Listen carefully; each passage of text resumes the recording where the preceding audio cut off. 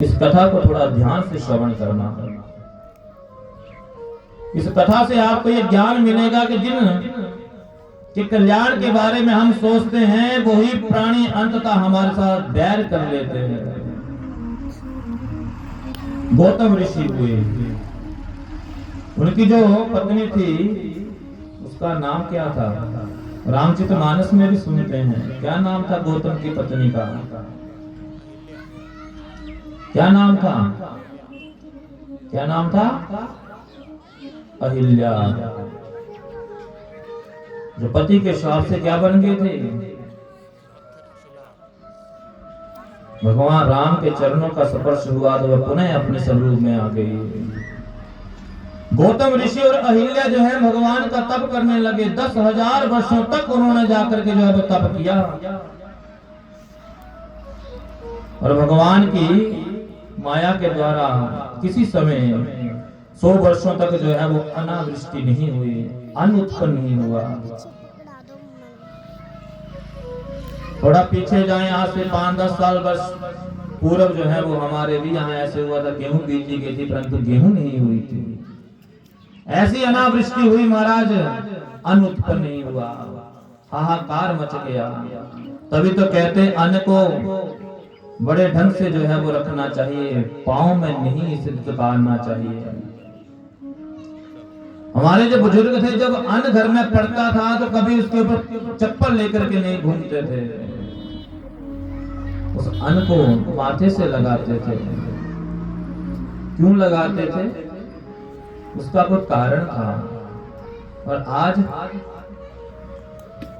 किसी की भी कोई कदर नहीं, ना माँ की है, ना पिता की है, ना अन्य की है, ना भाई की है, ना बहन की है। केवल एक की कदर है, धन की।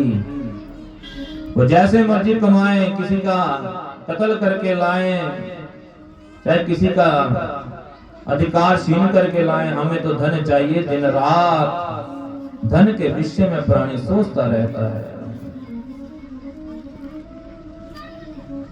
इस धन के विषय में सोचने में कोई भी व्यक्ति पीछे नहीं, चाहे हम हैं चाहे आप सभी हैं, सभी सोचते हैं। परंतु जिसके पास नीति से कमाया हुआ धन होता है उसका धन जो है वो कभी भी जाता नहीं है। अनीति से कमाया हुआ धन कुछ वर्षों के बाद अपने साथ सब कुछ लेकर के चला जाता है। इस बात को नोट करके रखना। जीवन में जितनी मर्जी विडंबनाएं आ जाएं, जितनी समस्याएं आ जाएं, परंतु कभी भी किसी के धन के ऊपर निगाह मत रखना, जमीन जायदाद के ऊपर निगाह मत रखना, किसी के परिवार के ऊपर निगाह मत रखना। यदि ऐसा करोगे तो वही आपका विनाश कर देगी। गौतम ऋषि जो है वो तप करते हैं, परंतु जो लोग थे ना वो अनावृष्टि नहीं हुई तो भयभीत हो गए। गौतम ऋषि के पास पहुंचे, सारा वृतांत सुनाया। आज ऋषि जो है वो लोगों की कामना को पूर्ण करने की भावना से वरुण देवता का तप करने लगे। घोर तप वरुण देवता का किया। वरुण देवता प्रसन्न हो गए, कहा वरदान मांगो, कहा कि आप वर्षा करें ताकि सभी जो है वो अन्न को प्राप्त करें। वरुण देवता ने कहा कि हे मुने, हम ईश्वर की माया से अधिक कुछ नहीं कर सकते। ईश्वर की माया ही ऐसी है, उनकी आज्ञा ऐसी है। ऋषि ने कहा कि आप कुछ उपाय तो कीजिए। कहा कि आप एक गड्ढा खोदिए, उसमें हम आपको जल दे देंगे, ऐसा जल देंगे जो कभी भी समाप्त नहीं होगा। आज हमारे मध्य हमारे प्रदेश के एमएलए साहब पधारे हैं, सभी तालियों के द्वारा स्वागत करेंगे और इनके बैठने के लिए स्थान दिया जाए। भगवान की कृपा निरंतर इनके ऊपर, इनके साथ आए बंधुओं के ऊपर सर्वदा बरसती रहे। नित्य ऐसे ही लोगों की सेवा करते रहे। हम प्राय कथा में श्रवण कर रहे थे कि गौतम ऋषि वहां एक गड्ढा खोदते हैं। वरुण देवता वहां उस गड्ढे में थोड़ा सा जल डाल देते हैं और ऐसा जल डालते हैं कि कहा कि ये जल कभी समाप्त नहीं होगा, अक्षय होगा, दिव्य होगा। आज गौतम ऋषि जो हैं वो उस गड्ढे के चारों तरफ थोड़े से वनस्पति जो हैं वो बीज देते हैं, हवन की औषधियां बीज देते हैं, थोड़े से यज्ञ भी बीज देते हैं। समय आने पर वे औषधियां प्रकट हुई। जितने भी ऋषि मुनि थे वे सब अपने अपने परिवार को लेकर के वहां उस जल के चारों तरफ आकर के अपनी अपनी कुटिया बना करके रहने लगे। एक समय गौतम ऋषि को पूजा के लिए जल की आवश्यकता पड़ी। गौतम जी की पत्नी जो है ना वो कुछ शिष्यों को साथ में लेकर के वहां जल लाने के लिए गई, परंतु जो अन्य ऋषि पत्नियां थी उन्होंने कहा कि पहले जल हमें भरने दो। और ऋषि पत्नियों के इन वचनों को सुनकर के थोड़ा उन्हें कष्ट हुआ। अनेक बातें जो है वो उन्हें ऋषि पत्नियों ने सुना दी, परंतु गौतम जी की जो पत्नी थी उन्होंने थोड़ा विचार किया और जब ऋषि पत्नियां जल लेकर के चली गई तो वहां से थोड़ा जल ला करके ऋषि को दिया और ऋषि ने जाकर के नित्य कर्म जो पूर्ण किया।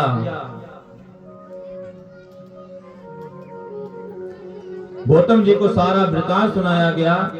सूर्य जी कहते कि हे ऋषियों, उन्हीं ऋषि पत्नियों ने आकर के अपने अपने पतियों को ऐसा सुना दिया, महाराज उनके कान भर दिए, दो चार बातें और एक्स्ट्रा साथ में लगा करके बता दी। ऋषियों को बहुत क्रोध आया, वे गौतम जी से द्वेष करने लगे। ऋषियों ने बदला लेने की भावना से गणेश जी की आराधना करनी आरंभ कर दी। गणेश जी की तपस्या करी, गणेश जी प्रसन्न हुए, कहा वर मांगो।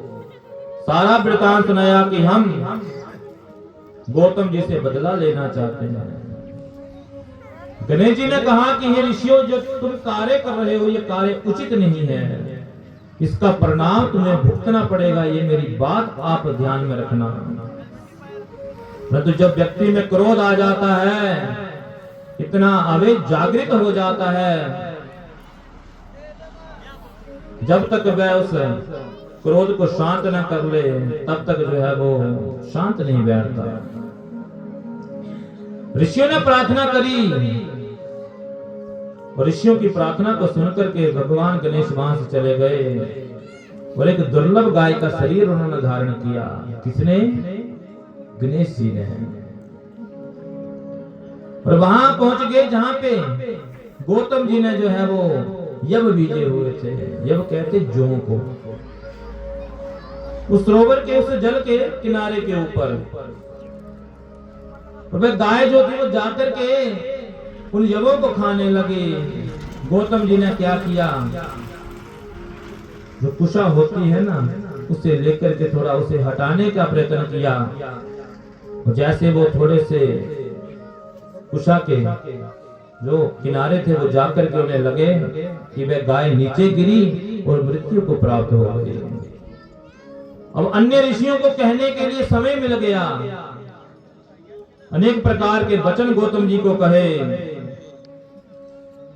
गौतम जी क्षमा मांगते हैं कि हे ऋषियों, मेरे द्वारा यह पाप ना जाने कैसे हो गया। मैंने तो केवल गाय को हटाने का प्रयास किया था, ये मृत्यु को कैसे प्राप्त होगी हम नहीं जानते। गौतम जी बार बार जो है उनसे क्षमा याचना मांगते हैं, परंतु ऋषि जो है वो उन्हें अनेक प्रकार के वचन सुनाते हैं और कहा कि ये बताओ कि किस प्रकार से हम इस पाप से मुक्ति प्राप्त कर सके। ऋषि ने कहा कि आपको 3 बार पृथ्वी की प्रदक्षिणा करनी होगी। कितनी बार? 3 बार। और आपको जो है वो 1 मास का व्रत रखना होगा। आपको 101 बार ब्रह्मगिरी पर्वत की प्रदक्षिणा करनी होगी। और यहीं पर गंगा आकर के जब आपको स्नान करवाएगी, तब जाकर के आप इस पाप से मुक्त होंगे और आपको 1 करोड़ पार्थिव शिवलिंग का निर्माण करना होगा, उनका पूजन करना होगा, तब जाकर के आप जो है पाप से मुक्त होंगे। पार्थिव किसे कहते हैं? किसे कहते हैं? जो मिट्टी का हम शिवलिंग बनाते हैं ना, घर में पूजा करते हैं, उसे पार्थिव शिवलिंग कहते हैं। उसका पूजन करने मात्र से व्यक्ति को ऐसा फल प्राप्त होता है जैसा ऋषि मुनियों को तप करने से प्राप्त होता था। कोई व्यक्ति यदि भाव युक्त होकर के उसका पूजन करता है तो जिस भावना से जाता है उसकी मनोकामना पूर्ण हो जाती है। ऋषि को ऐसा कहा गया। अब ऋषि जो है वो भगवान शंकर की आराधना करने लगे। ऋषि ने तप किया, भगवान शंकर जहाँ प्रसन्न हो गए और कहा कि हे मुने, किस कामना से हमारा तप किया, वर मांगो। ऋषि ने सारा वृतांत सुना दिया। कहा कि प्रभु आप हमें यहाँ गंगा प्रदान करें। भगवान शंकर पार्वती जी के विवाह में जब ब्रह्मा जी पूजन करवा रहे थे, उस समय कुछ जल जो था वो बचा था। उस जल को आज भगवान शंकर ने ऋषि को गंगा के रूप में प्रदान किया और ऋषि द्वारा वहीं पर गंगा जी का आवाहन किया गया, गंगा का पूजन किया। इन गंगा जी का दर्शन करने से, गंगा जी में स्नान करने से या यहाँ बैठ करके गंगा जी का ध्यान करने से व्यक्ति के करोड़ों पाप जो है वो जल करके भस्म हो जाते हैं। इस बात को हमेशा याद रखना है। जिस व्यक्ति के घर में सर्वदा गंगा जल विद्यमान रहता है, जो व्यक्ति सर्वदा गंगा जल का पान करता है, उसके सारे विषय विकार समाप्त हो जाते हैं। ये गंगा जो है ना, साक्षात भगवान के चरणों का चरणोदक है। ऋषि जो है वो गंगा का पूजन करते हैं। भगवान शंकर ने गंगा को आज्ञा दी, वैवस्वत मन मंत्र जब तक रहेगा, 28वां कलयुग जब तक रहेगा, तब तक तुम हे देवी यहीं पर रहोगी। तो इस समय कौन सा चला है? संकल्प में पंडित जी कहते हैं, वैवस्वत मन मंत्रे अष्टाविंशति तमे कलियुगे। 28वां कलयुग चला है। प्रथम चरणे जम्बू द्वीपे, पहला चरण है कलयुग का अभी तक। जैसे नक्षत्र के 4 चरण होते हैं ना, वैसे हर युग के 4 चरण रहते हैं। अभी पहला युग है और पहले युग में ही, पहले चरण में ही आप जो है वो देख रहे हैं कितनी विकृतियां जो है वो अपने धर्म को लेकर के पैदा हो गई। किसी का कोई सम्मान आसानी से होता नहीं। माता पिता का सम्मान भी बच्चे नहीं करते, गुरुओं का भी सम्मान नहीं करते। मन मर्जी से जो है वो जाकर के अपनी इच्छा के अनुसार कार्य करते हैं। कभी ये नहीं सोचते कि हमारी माता का क्या होगा, पिता का क्या होगा। अभी तो कलयुग छोटा सा है, धीरे धीरे बड़ा होगा तो अभी देखेंगे आप विकृतियां कैसे फैलती हैं। हमारे धर्म को बाहर के अपनाते हैं और हम अपने धर्म को छोड़ करके दूसरों के बातों में आकर के इसका त्याग कर रहे हैं। हमारा कल्याण नहीं होगा। हमारा कल्याण तभी होगा जब तक हम ऋषियों के द्वारा कही हुई बात को मानेंगे। आज गंगा जी का पूजन किया गया। भगवान शंकर ने कहा, देवी यहां तक 28वें कलयुग तक आप यहीं पर रहोगे। समस्त देवता लोग वहां आकर के स्तुति करने लगे। जब बृहस्पति जो है सिंह राशि में होते हैं, तब जाकर के समस्त देवता लोग वहां गंगा जी के तट के ऊपर जो है अवस्थित हो जाते हैं। वहीं पर शिव त्र्यंबक नाम से विख्यात हुए। ऋषि की प्रार्थना को सुनकर के गंगा जो है वो ब्रह्मगिरी पर्वत के ऊपर से जो है वो प्रकट हो गई। इसी ब्रह्मगिरी पर्वत की प्रदक्षिणा करने के लिए जो है वो कहा गया था। ये भक्त के लक्षण होते हैं। भक्ति में इतनी शक्ति होती है। उस ऋषि को स्नान करवाने के लिए भगवती गंगा जो है वो गुलर के वृक्ष की शाखा से प्रकट होती है और उसी स्थान के ऊपर जो ऋषि को स्नान करवाती है। जैसे ऋषि को स्नान करवाया तो कहते ऋषि के ऊपर जो पाप था वो सारा समाप्त हो गया। ऋषियों ने यही कहा था कि जब गंगा स्वयं आकर के आपके यहाँ दर्शन करवाएगी, तब स्नान करवाएगी, तब आपका सारा पाप समाप्त हो जाएगा। इस प्रकार से भगवान ने त्र्यंबकेश्वर ज्योतिर्लिंग का रूप जो है वहां पे धारण किया, जहाँ पे गौतम जी भगवान के सुंदर स्वरूप को बना करके जो है उनका पूजन किया करते थे। आगे भगवान शंकर के 9वें ज्योतिर्लिंग का नाम है वैद्यनाथ। भगवान शंकर के एक भक्त हुए रावण, जिन्होंने कैलाश के ऊपर जाकर के बड़ा घोर तप भगवान शंकर का किया। भगवान शंकर से प्रार्थना करी कि प्रभु आप मेरे साथ मेरे महल में चलें। भगवान शंकर उसकी बातों को सुनकर के उसे एक अपना स्वरूप देते हैं, शिवलिंग देते हैं और कहा कि हे रावण, जहां ये तुम रख दोगे वहीं पर स्थित रहेगा। यदि तुम इसे सीधा अपने महल में ले जाओगे तो वहां जाकर के स्थापित कर दोगे तो वहां जाकर के ये स्थापित हो जाएगा। भगवान शंकर की माया को रावण समझ न सका, वह उस शिवलिंग को लेकर के चलने लगा। भगवान शंकर की माया के द्वारा भगवान विष्णु जो है वो मार्ग में ग्वाल का रूप लेकर के गैया चराते हैं।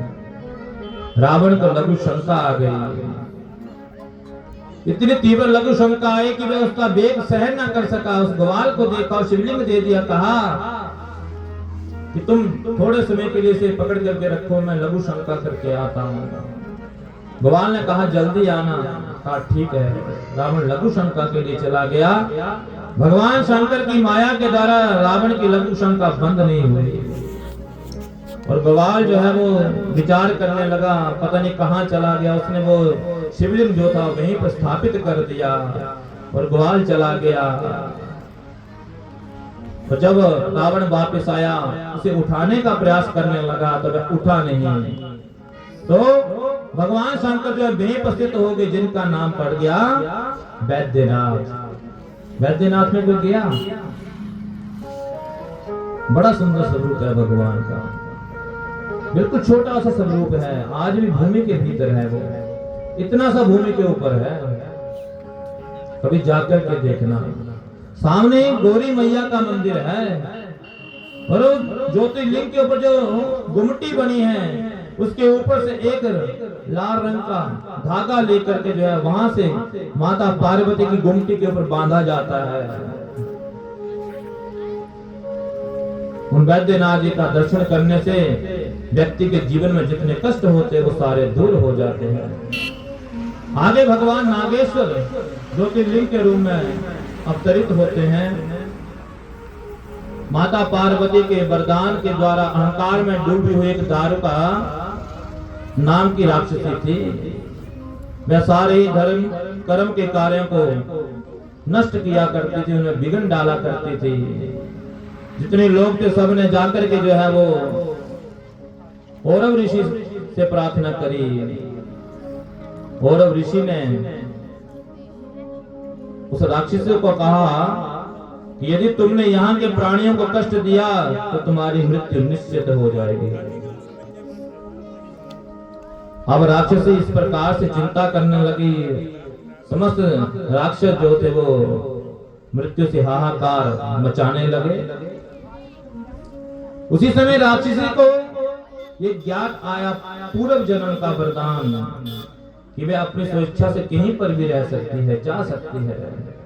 उसने जितने लोग थे उन सबको बांध करके नाव में बिठाया और जल के भीतर चली गई और वहां जाकर के जो है वो रहने लगी। कहते जो थे वो धीरे धीरे मनुष्य को खाने लगे। और उन्हीं वैश्यों में एक सुप्रिया नामक वैश्य था जो भगवान शंकर का बड़ा भक्त था। 6 महीने तक उसने जो है वो वहां पर सुंदर शिवलिंग, पार्थिव शिवलिंग का निर्माण किया, भगवान का पूजन किया और भगवान शंकर के इस मंत्र का जाप करने लगा। ओम नमः शिवाय, ओम नमः शिवाय, हर हर भोले नमः शिवाय, नमः शिवाय, ओम नमः शिवाय,